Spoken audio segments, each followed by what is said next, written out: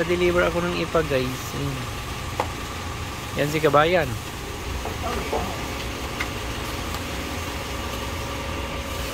Ipapupundo ko dyan sa kasi basa yung tain. Tapos din na to.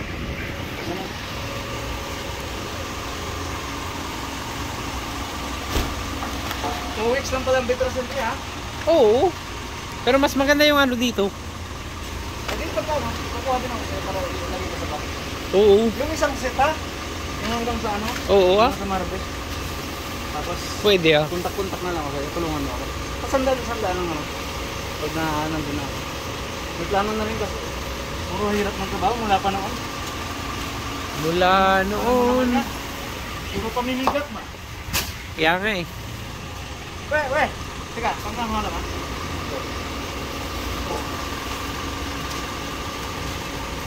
Ano na, mag-pack na mo.